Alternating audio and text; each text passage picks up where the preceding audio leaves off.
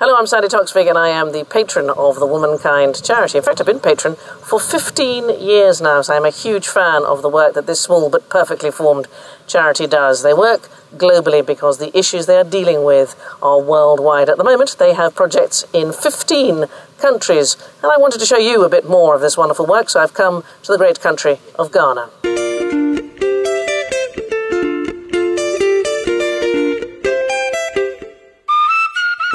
Ghana lies on what was once known as the Gold Coast of Africa. As a nation, Ghana is a fascinating mix of the very traditional and the very modern. While much of the old culture is to be celebrated, there is also a need to ensure that everyone moves with the times, and that the women of Ghana, whose labours are visible everywhere you go, are treated equally according to the law. Part of the problem in Ghana is that there remains some conflict between modern laws and traditional practices. In 2007, the Ghanaian Parliament passed a fantastic law banning domestic violence. Unfortunately, it isn't quite working. It's as if they've got the structure of the building in place, but there's still no windows and doors.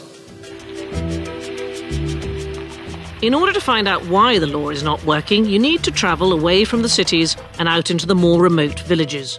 I travelled with Womankind Chief Executive Sue Turrell, and she explained to me how Womankind approaches their work with the women of Ghana.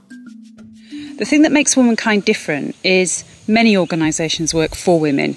We work with women.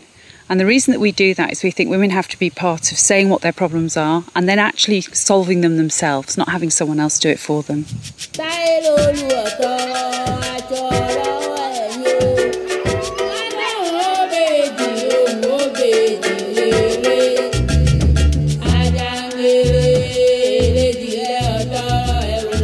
One of the principal problems in Ghana is that women in the remote areas have no access to the law.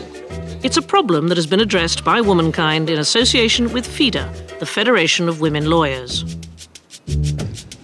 Access to justice for women in Ghana poses a huge challenge for so many reasons. Women usually stay in abusive marriages and suffer all kinds of rights violations, and yet they have no access to the formal justice system. So FIDA Ghana came up with the idea of this community intervention program, which we call the community paralegals. And the idea is for them to assist the women at the community level. It's like taking the law to the doorstep of women in Ghana. Paralegals are drawn from the community and deal with many issues. HIV/AIDS carries great stigma in Ghana, so I went to meet husband and wife Mary and Samuel in secret. When Mary found out she was HIV positive, her husband, although he too was positive, began to beat her. Justine, a nurse who had trained as a paralegal, spoke to them both. Counseling them that he should tell me, is it right to actually be beating the wife? Then he told me there and then that now that I've gone in for this paralegal course, in addition to my counseling skills, he's realizing that women also have their right. So based on that, he thinks he has surrendered. He will not beat the wife again, and they will live in peace.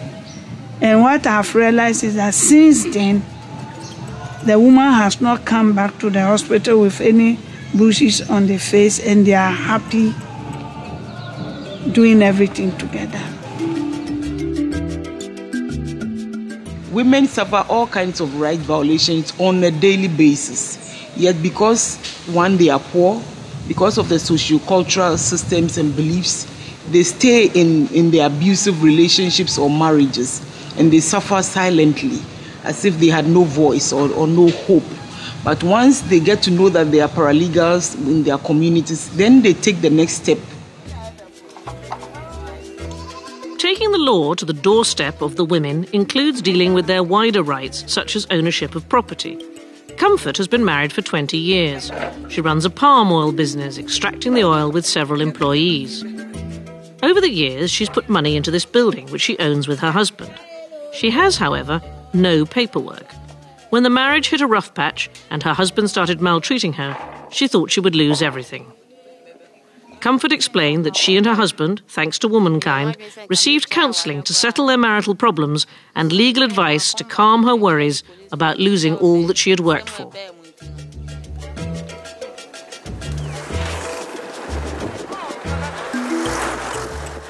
We drove north to the village of Akawani. It's only a few hours from the capital, Accra, yet somehow it's a place so distant it could be 1,000,000 miles away.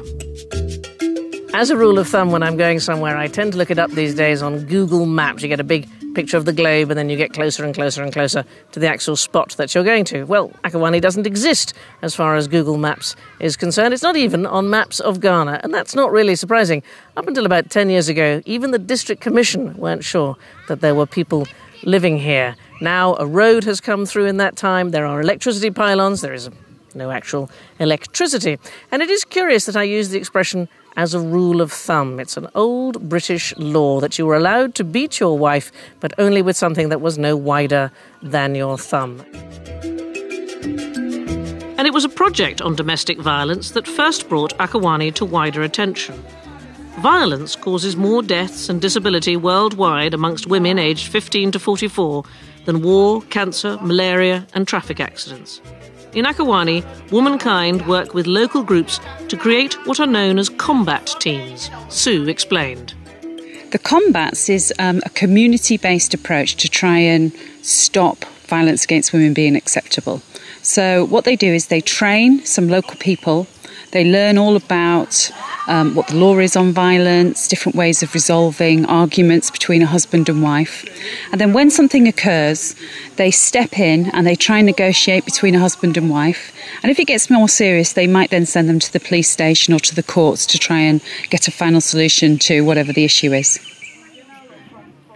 Gabiano and Adoa are a great example of a couple who benefited from working with a combat team. Na oha we da me so ye ade kakra bia ye be ka bia na ye bufuo nanso ye ba ye bete combat na ase no ama ni nyina etwa den etu etwa intera mesra ni nyina mo ni se ye nyina ye ma ye nte combat na ase na ye mfentu anamo so mi a me gidi sam wani gidi mo chen nkane no mi pacho se mi wani jumpa enam nchechera meninya obari nyaranye fi combat munt.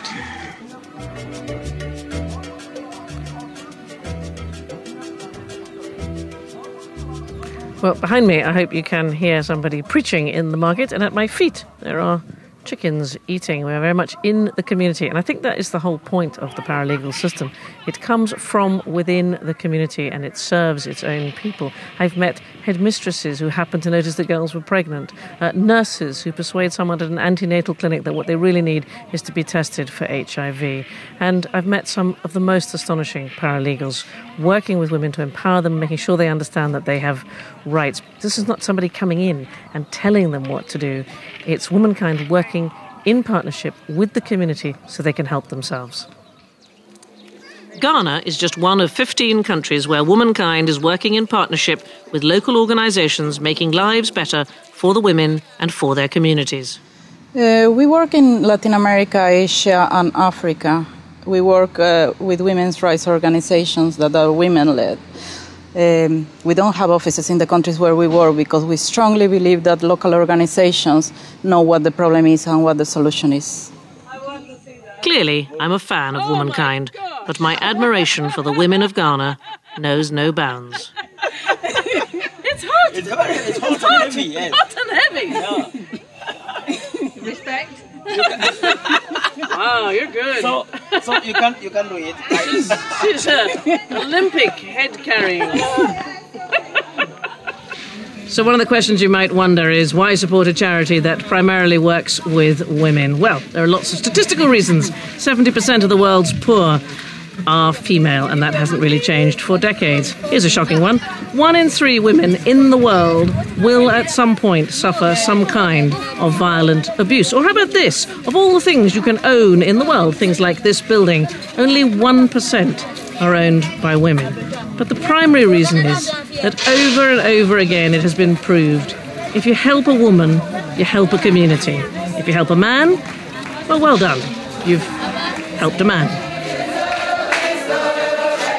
Of course, men have an active role to play in the community, but when you help a woman to have her say, she will prioritise education, health, food and safety, benefiting the whole community.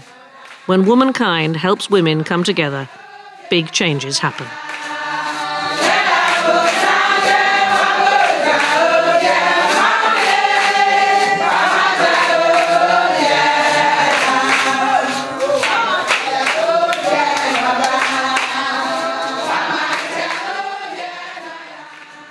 This film was produced for Womankind by 4 women, some of whom knew what they were doing. We've got Sue on sound and mopping at the moment. Susanna, who is the lighting department. Debbie came round from behind the camera. Debbie, who was the camera woman. It was produced for practically no money and far too much spicy Ghanaian food. You can see the mop. You can't see the mop. Can we see the mop? Oh, we showed the mop.